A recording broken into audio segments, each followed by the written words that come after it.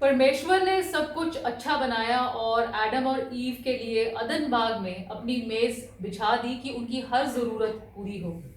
उसके बाहर उन्हें किसी भी चीज की भी लालसा नहीं होनी चाहिए थी। लेकिन जिस स्थान पर परमेश्वर ने उन्हें रखा था, वो उससे ऊपर परमेश्वर के तुल्य होने के लिए शैतान की बातों में आ गए। हम परमेश्वर की आशीषों से निकलकर शैतान की मेज पर पहुंच जाते हैं, जहां बस परेशानियां ही हैं। हम सही जगह की पहचान किस प्रकार करें कि कोई गलती ना हो। आज हम इसी विषय पर बात करेंगे। पहले सुनते हैं परमेश्वर का वचन। परमेश्वर का वचन हमने पौलुस रसूल की कुरिन्थियों के नाम पहली पत्री उसका 10वां अध्याय उसकी 21वीं आयत से लिया है। यहाँ इस प्रकार लिखा है, तुम प्रभु के कटोरे और दुष्टात्माओं के कटोरे दोनों में से नहीं पी सकते। तुम प्रभु की मेज और दुष्टात्माओं की मेज दोनों के साझी नहीं हो सकते। क्या हम प्रभु को क्रोध दिलाते हैं? क्या हम उससे शक्तिमान हैं? परमेश्वर के वचनों पढ़े सुने जाने से आशीष हो। आमीन। परमेश्वर और शैतान की मेज का सही अर्थ और पहचान क्या है? किसी भी काम का कुछ ना कुछ रिजल्ट तो जरूर निकलता है, चाहे अच्छा हो चाहे बुरा हो। किसी के साथ खाना खाने जाना या किसी को अपने घर में खाने के लिए बुलाना, उसका भी कोई मकसद होता है। और वो मकसद हो सकता है नज़दीकी का रिश्ता बनाना या किसी झगड़े को खत्म करना, या और कई तरह के कॉज इसके हो सकते हैं। यूहन्ना 10 की 10वीं में प्रभु यीशु ने ये बिल्कुल क्लियर कर दिया कि उनका और शैतान का काम धरती पर क्या है। वो कहते हैं चोर आता है चोरी करने के लिए या नष्ट करने के लिए या मारने के लिए। मैं आया हूं कि वो जीवन पाएं और वो जीवन भी बहुतायत का जीवन पाएं। जो चोर है यहाँ पर वो शैतान है और उसका आने का मकसद बिल्कुल क्लियर कर दिया गया है। ग्रीक भाषा का शब्द थायो है, जिसका मतलब है मारना। मारना है जैसे एक कुर्बानी देना हो, एक ऑल्टर के ऊपर कुर्बानी भेंट चढ़ाना हो। इसका मतलब है एक आत्मिक सेक्रीफाइस है। शैतान किसी को भी जो उसके साथ जुड़ता है वो सैक्रिफिशियल ऑफरिंग्स अपनी देता है वहां पर, अपनी आत्मिक मौत के द्वारा, जो मौत आदम और ईव की अदन बाग में हुई थी। परमेश्वर के पुत्र का आने का मतलब है, जो शब्द वहां पर इस्तेमाल किया गया वो है पेरिसोस, मीनिंग ऑल अराउंड एक्सेस, चारों तरफ से, और बहुतायत, जो कि हम एंटिसिपेट नहीं करते हैं, हमारी सोचने से कहीं ज्यादा है। इस प्रकार परमेश्वर ये विश्वास एक विश्वासी को वायदा करते हैं कि वो जीवन पाएंगे, जीवन जो उनके चारों तरफ सदा के लिए बना रहेगा, सदा के लिए, इटर्निटी। कुरिन्थियों के नाम पहली पत्री उसके 2 अध्याय में 9वीं 10वीं आयत में पौलुस रसूल ने इसी बात को जाहिर कर दिया और फिर इसका सोर्स भी उन्होंने बता दिया। उन्होंने कहा जो बातें आंख ने नहीं देखी और कान ने नहीं सुनी और जो बातें मनुष्य के चित्त में नहीं चढ़ी, वही हैं जो परमेश्वर ने अपने प्रेम रखने वालों के लिए तैयार की हैं। परंतु परमेश्वर ने उनको अपने आत्मा के द्वारा हम पर प्रकट किया है। आत्मा के द्वारा ही हम ये जानते हैं, पवित्र आत्मा परमेश्वर जो हमें सब कुछ सिखाते हैं। हमें आत्मिक बुद्धि और ज्ञान दिया गया है ताकि हम उनकी आशीषों और उनके अनुग्रह को जान सकें, जो कि हमारे लिए अनंत काल तक रखी गई हैं, लेकिन शारीरिक मनुष्य ये नहीं समझ सकता है। उसी अध्याय में 14वीं आयत में पौलुस रसूल कहते हैं, शारीरिक मनुष्य परमेश्वर के आत्मा की बातें ग्रहण नहीं करता, क्योंकि ये उसकी दृष्टि में मूर्खता की बातें हैं और वे उन्हें जान सकता है, उन्हें समझ नहीं सकता, आत्मिक उसे ज्ञान नहीं है। उत्पत्ति पहले और 2 अध्याय में क्रिएशन के पूरे अकाउंट के बारे में लिखा गया है, किस प्रकार परमेश्वर ने अपनी मेज वहां सजा दी। फिर पहले ही अध्याय के 11वीं आयत में तीसरे दिन परमेश्वर ने पृथ्वी से हरी घास तथा बीज वाले छोटे छोटे पेड़ और फलदायी वृक्ष भी, जिनके बीज उन्हीं में एक एक को जाति के अनुसार पृथ्वी पर उगा दिए। सब कुछ उन्होंने तैयार कर दिया। 21 से 25वीं आयत में परमेश्वर ने फिर पक्षी, जानवर और बीस्ट जो कि जंगली जानवर हैं, वो सब तैयार किए, जो कि 5वें और 6ठे दिन किए जाते। तीसरे दिन उनकी जरूरतें पूरी करने के लिए सब कुछ बनाया गया, 5वें 6ठे दिन उन्हें बनाया गया। और परमेश्वर ने इंसान को उस समय बनाया जो जिस चीज पर उसने राज्य करना है वो सब कुछ पहले स्थापित कर दिया। परमेश्वर का उत्तराधिकारी बनकर, रिप्रेजेंटेटिव बनकर उसे उस पर राज्य करना था, अदन बाग पर, इस धरती के ऊपर। परमेश्वर का मेज जो बचाया गया, उत्पत्ति की पहला अध्याय 28-29 आयत में, वो उसे परमेश्वर आशीष देते हैं और कहते हैं फलो फूलो, धरती पर छा जाओ और इसे अपने अधीन कर लो, इसके ऊपर अपना अधिकार जमा लो, हर चीज के ऊपर, फल बीज पेड़ सब कुछ, हर चीज के ऊपर। उत्पत्ति 3 के 8वें आयत में परमेश्वर हर दिन उसे आत्मिक ज्ञान देने के लिए आते हैं कि उसके चारों तरफ क्या हो रहा, ताकि वो समझ सके। शैतान के पास उसका कुछ भी नहीं है, वो क्रिएटर नहीं है, वो चुराने वाला है। उत्पत्ति के 3 अध्याय की 5वीं आयत में शैतान ने कह दिया हवा को कि परमेश्वर अनजस्ट है, न्यायी नहीं है वो, क्योंकि उन्होंने तुमसे एक पेड़ का फल रोक लिया है। जो सब कुछ तुम्हें दिया गया, सब पर तुम्हें अधिकार दिया गया, उसका कोई मतलब नहीं, एक पेड़ तुमसे रोक दिया गया, इसलिए न्यायी नहीं है वो बनाए गए थे परमेश्वर के अक्सर रूप में, और जो टेम्पटेशन उन्हें दी गई और फल खाने से, वही उन्हें कह दिया शैतान ने कि तुम परमेश्वर के तुल्य हो जाओगे। उसके पास कुछ भी नहीं था, लेकिन उसने इस पाप के द्वारा हर चीज पर अधिकार जमा लिया। पहला यूहन्ना 4 अध्याय 8वीं आयत में लिखा है परमेश्वर प्यार है और प्यार देने के लिए है, और परमेश्वर यही करते हैं। उन्होंने तो हमारे लिए अपने पुत्र को भी छुटकारा देने वाला बनाकर भेज दिया, उसकी कुर्बानी दे दी ताकि उनका न्याय पूरा हो। इसके अपोजिट अगर हम देखें, शैतान का टेबल जो वो परमेश्वर के पुत्र के लिए स्थापित करता है, मत्ती 4 के 3 से 11वीं आयत तक हम देखते हैं। प्रभु यीशु विल्डरनेस में है, तो वहां उन्हें वो टेम्प्ट करने के लिए आता है। पहली सजेशन क्या देता है? अपनी शक्ति को इस्तेमाल करो और जो पत्थर है इन्हें रोटी बनाकर तुम अपनी भूख को मिटा लो, अपनी शक्ति इस्तेमाल करो। दूसरा वो कहता है ऊंचाई से छलांग लगा दो, इस आशा में, इस विश्वास में कि स्वर्गदूत जो परमेश्वर ने तुम्हारे लिए निश्चित किए हैं वो तुम्हें बचा लेंगे, परमेश्वर का वचन पूरा होगा। तीसरा फिर वो कहता है मेरे सामने झुक जाओ और मेरी आराधना करो, मतलब अपनी जो परमेश्वर द्वारा दिया गया अधिकार है उसे मेरे अधीन कर दो, परमेश्वर के पुत्र होने का जो अधिकार है मेरे अधीन कर दो, और फिर मैं तुम्हें इसके एवज में यहाँ के जो राज्य हैं वो तुम्हें दूंगा। स्वर्ग राज्य तुम मेरे अधीन कर दो, क्योंकि जब परमेश्वर का पुत्र उसके अधीन हो गया तो स्वर्ग राज्य उसके अधीन हो गया जो वो कभी नहीं पा सका। और मैं तुम्हें धरती के राज्य दे दूंगा जो कि प्रभु यीशु ने ही बनाए थे। जो शैतान की डिमांड है उसका वो इब्रानी भाषा का शब्द है थायो। थायो को मतलब है कुर्बानी के तौर पर अपने आप को मारना, मेरी वेदी पर अपने आप को चढ़ा दो, इसके बाद में मैं तुम्हें कुछ दूंगा। एक मेज है जिसमें हम फिजिकल जो खाना है वो खाते हैं, लेकिन आत्मिक तौर पर ये मेंटल और स्पिरिचुअल खाने के बारे में है। किसी के मेज पर जब हम जाकर खाते हैं तो हम उस होस्ट के एग्रीमेंट में जाते हैं, उसके अब किसी के पास तो चले नहीं जाते हम। रोमियो पुस्तक 11वां अध्याय 9वीं-10वीं आयत में पौलुस रसूल ने रोमियो को इसी के बारे में कह दिया, जिसके बारे में राजा दाऊद ने भी मना किया था। उन्होंने, राजा दाऊद ने 69 भजन उसकी 22-23वीं आयत में कहा, उनका भोजन उनके लिए फंदा हो जाए और उनके सुख के समय जाल बन जाए, उनकी आंखों पर अंधेरा छाया जाए ताकि वे देख ना सकें, और तू उनकी कटी को निरंतर कंपाता रहे, डार्कनेस उनके ऊपर हो जाए। परमेश्वर का टेबल, पवित्र आत्मा परमेश्वर हमें हर तरह से जाहिर करने के लिए तैयार है, उनकी अद्भुत मिस्ट्रीज बताने के लिए। यूहन्ना 15:15 में प्रभु यीशु जो मुक्तिदाता हैं वो कहते हैं कि मैं तुम्हें, उन्होंने हमारी जो दास्ता थी उसे खत्म कर दिया। फिर वो कहते हैं मैं तुम्हें सच्चाई बताता हूँ, परमेश्वर के जो मुझे पता है मैं सब तुम्हें बताता हूँ, इसलिए मैं तुम्हें मित्र कहता हूँ, क्योंकि दास को अपने मालिक के बारे में कुछ नहीं पता होता है। शैतान शुरू से ही झूठा है, और उसकी जो औरत के साथ, ईव के साथ जो उसकी बातचीत थी वो उसका प्रूफ है। वो हमारे मनों को झूठ से भरता है ताकि हम सच्चाई से अंधे हो जाएं, उससे फिर हम दूर हो जाएं। परमेश्वर की मेज के ऊपर बहुत आयत है जहां कुछ भी कमी नहीं है, उसका वचन यही कहता है। मन्ना स्वर्ग से इजरायलियों को 40 साल मिलता रहा, किसी भी दिन कोई कमी नहीं हुई। ये परमेश्वर का मेज उनके प्यार के बारे में, उनके अनुग्रह के बारे में, आनंद के बारे में है।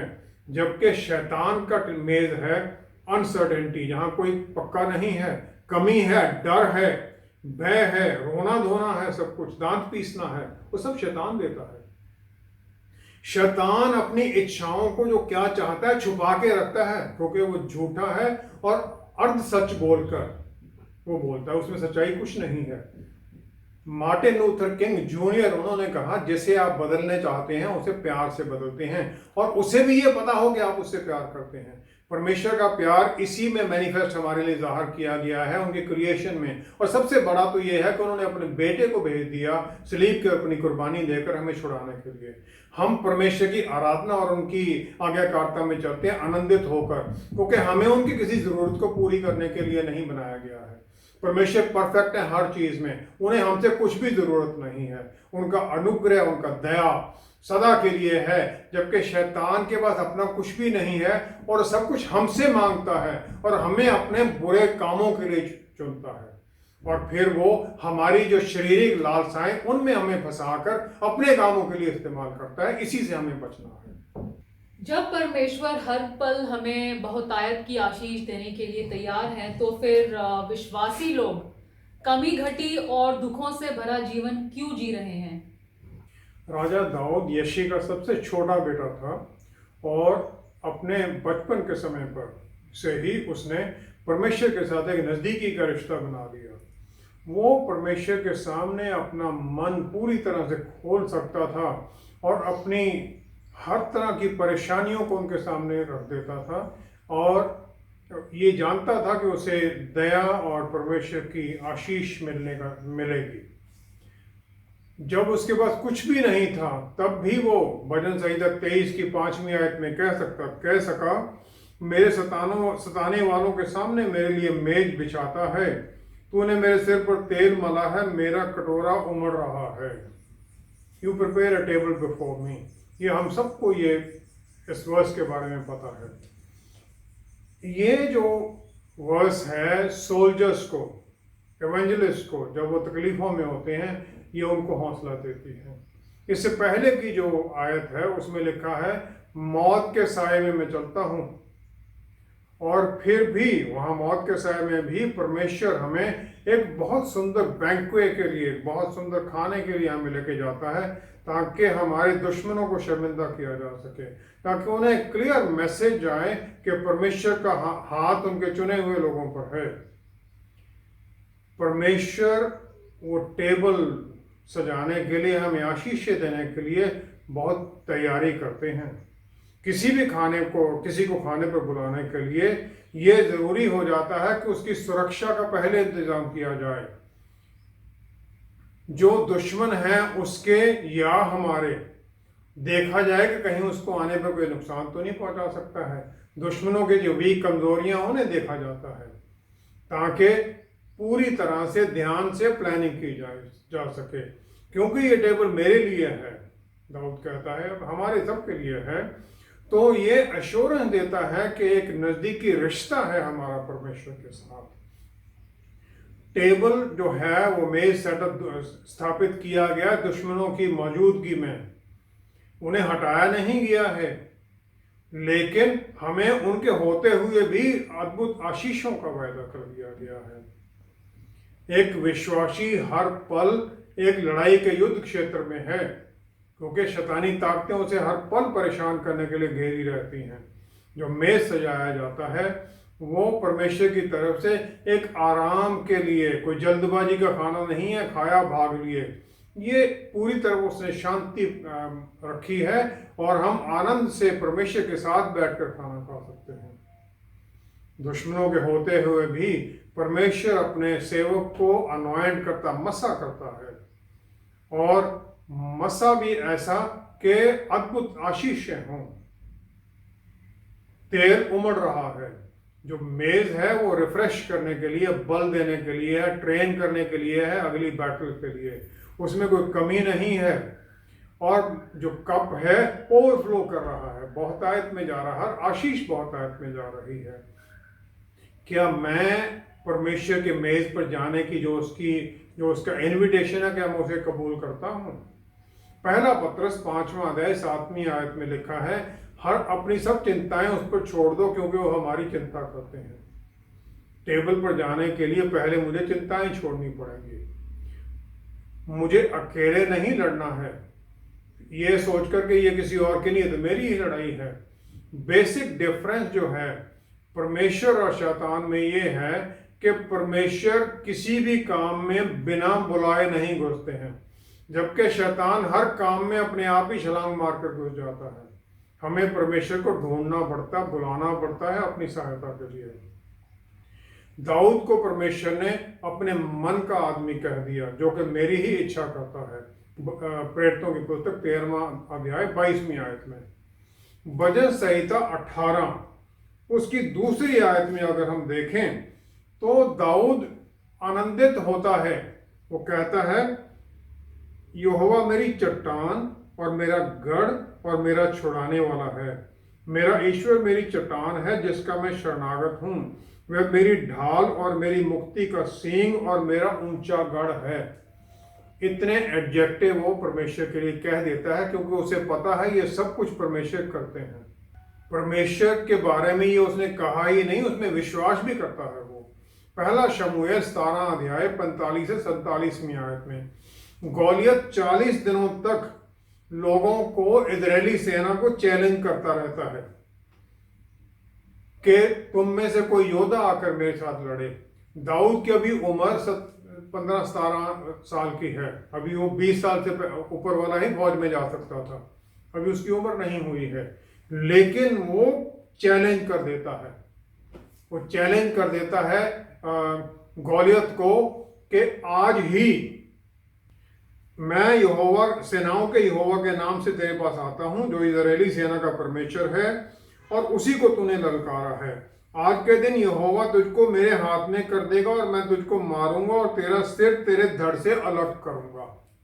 उसे यकीन है परमेश्वर मेरा गढ़ है, मेरा शरण स्थान है, मेरा बल है, जो भजन संहिता 18 में उसने कहा था। इब्रानियों की पुस्तक 11वां अध्याय 6वीं आयत में लिखा है, विश्वास के बिना परमेश्वर को प्रसन्न करना असंभव है, क्योंकि परमेश्वर का जो आशीष देने का तरीका है, जो विश्वासी लोग हैं उनका तरीका है, यिर्मयाह 17:10 में लिखा गया है। वो कहते, मैं यहोवा मन को खोजता और हृदय को जांचता हूं, ताकि प्रत्येक जन को उसकी चाल चलन के अनुसार अर्थात उसके कामों का फल दूं। मन को जांचते हैं वो, अगर हमारे मन में क्या चल रहा है, क्या विश्वास है। पहला कुरिन्थियों 10वां अध्याय 20वीं आयत में पौलुस रसूल दुष्ट आत्माओं के मेज के खाने से वो रोकते हैं, वो खाने के लिए जो कि अविश्वासी लोग अपने देवताओं को भेंट करते हैं। जब हम इस प्रकार की चीजों को खाते हैं, हालांकि वो अपने आप में कुछ नहीं है, लेकिन जो दुष्ट आत्माओं का इन्फ्लुएंस चारों तरफ है वो हमें अफेक्ट कर सकता है। हम परमेश्वर के मेज को छोड़कर दुष्ट आत्माओं की मेज पर नहीं जा सकते हैं। जो ऑफरिंग दी जाती है वो इसलिए दी जाती है कि जो तकलीफ है उसे, उसके बारे में जो रेनिंग डेटी है, जो वहां का देवता है, उसको प्रसन्न किया जाए, और उसके सामने ही ऑफरिंग दे दी जाती है। या फिर जो नेचर का कोई कोर्स, कोई तकलीफ चल रही है, श्राप चल रहा है, उसे हटाने के लिए माना जाता है कि जो ऑफरिंग में दिया जाता है वो जब सब में बांट दिया जाता है, सब में थोड़ा थोड़ा चला जाता है, और ये है कि वो थोड़ा थोड़ा सब में चला गया और किसी को पता भी नहीं चलता, सबको बंट जाता है, उसका जो असर है वो कम हो जाता है। लेकिन अगर किसी में उस प्रकार की कोई प्रॉब्लम चल रही है तो वो सीरियस उसके ऊपर असर हो सकता है। एक विश्वासी के लिए प्रभु यीशु ने सुप्रीम सैक्रिफाइस दे दी सलीब के ऊपर। उन्होंने हर तरह की बुरे इफेक्ट, बुरा सब कुछ अपने ऊपर ले लिया। जब हम दूसरों के साथ जुड़ जाते हैं, उनकी कुर्बानियों में जुड़ जाते हैं, उनके साथ हम खाने के लिए बैठ जाते हैं, तो परमेश्वर की सुरक्षा से बाहर निकल जाते हैं। पहला राजा 18वीं आयत में एलिया नबी ने एक अद्भुत विक्ट्री प्राप्त करते हैं। वो बाल और शेरा के जो प्रॉफिट हैं, उन जो के जेजेबेल, रानी जेजेबेल के मेज पर खाना खाते थे, उनके ऊपर, समारिया की रानी है जिसके ऊपर वो फतेह पाता है और 450 जो बाल के नबी हैं उन्हें मार दिया जाता है। फिर पहला राजा 19वां अध्याय उसकी दूसरी तीसरी आयत में जब हम देखते हैं, वहां पर जेजबेल कह देती है, यदि मैं कल इसी समय तक तेरा प्राण उनका सा ना कर डालूं तो देवता मेरे साथ वैसा ही वरन उससे भी अधिक करें। उसे वो मैसेज भेजती है, शाम को पकड़ती नहीं है। एलिया नबी सुपर नेचुरल कामों को जानते हैं, नेचुरल अद्भुत सबको जानते हैं। फिर आगे लिखा है, यह देख एलिया अपना प्राण लेकर भागा। यह देख, व्हेन ही सॉ दैट, एलिया नबी ने देखा क्या? उसने तो सुनना चाहिए था उसे।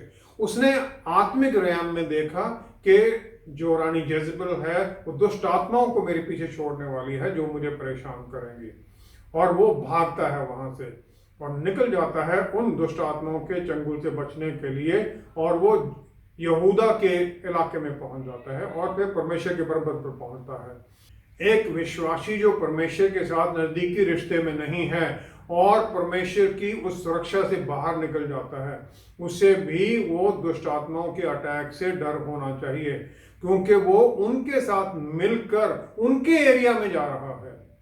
जब हम किसी के एरिया में पहुंच जाते हैं तब उसके अधीनगी में होने के लिए हम तैयार हो जाते हैं।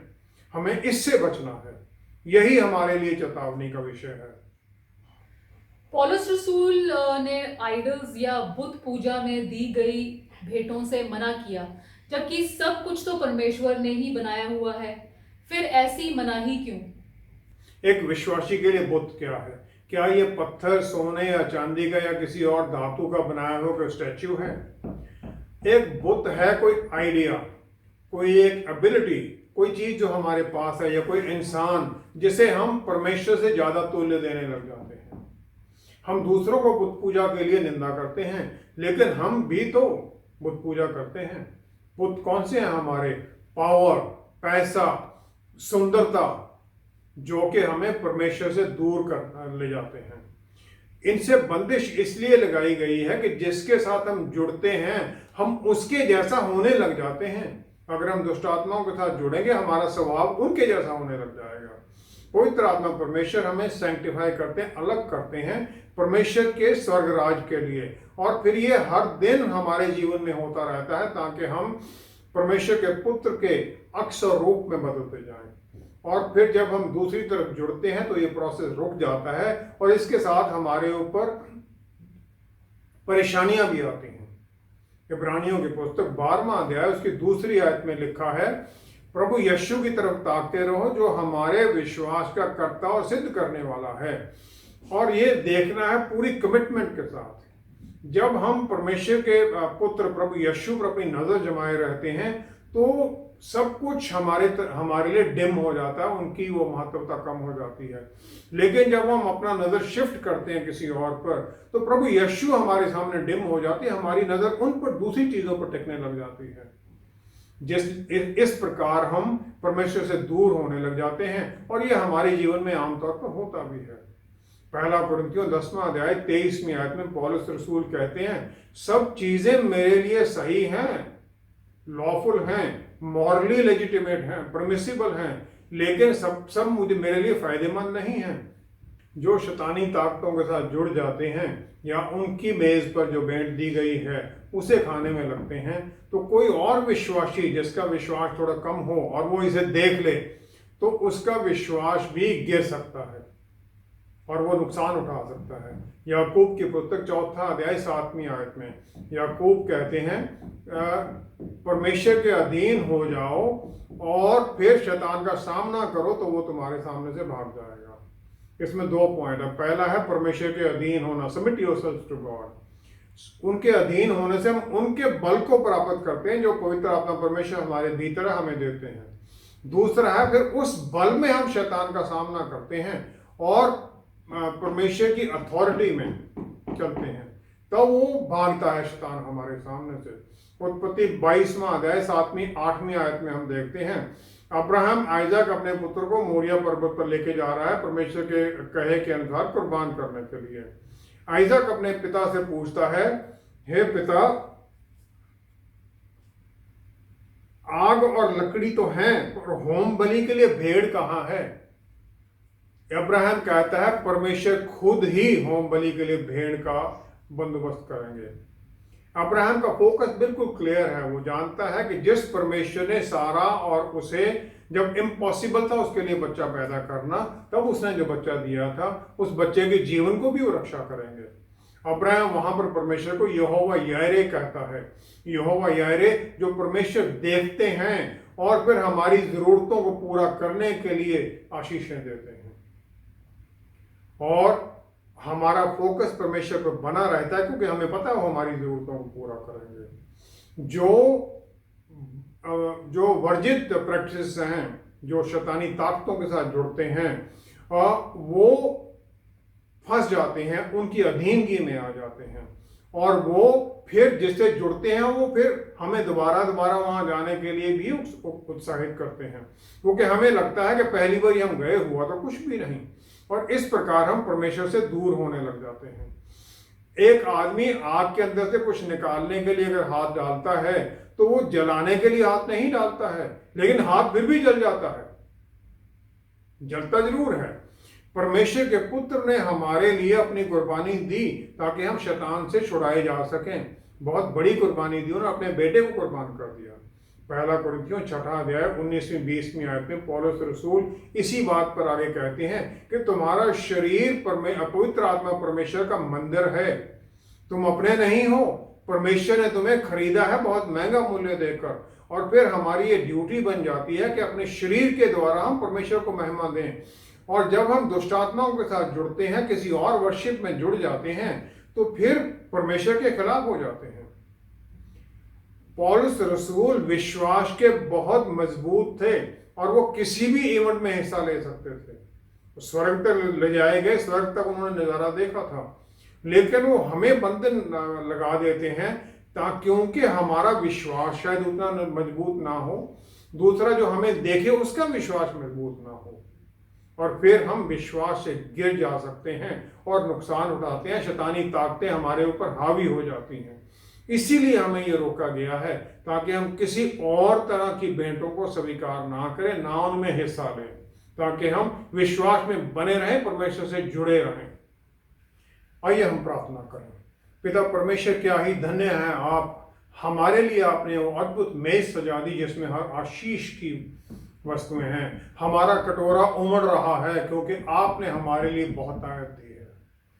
पवित्र आत्मा परमेश्वर द्वारा हमारी आत्मिक आंखें खुली रखिए ताकि हम दिन प्रतिदिन वो देखते जाएं, पाते जाएं। हमारी प्रार्थनाएं आपकी इच्छा के अनुसार ही हों, क्योंकि आप हमें वो सब कुछ देना चाहते हैं जिसका हम कभी समझ भी नहीं सकते।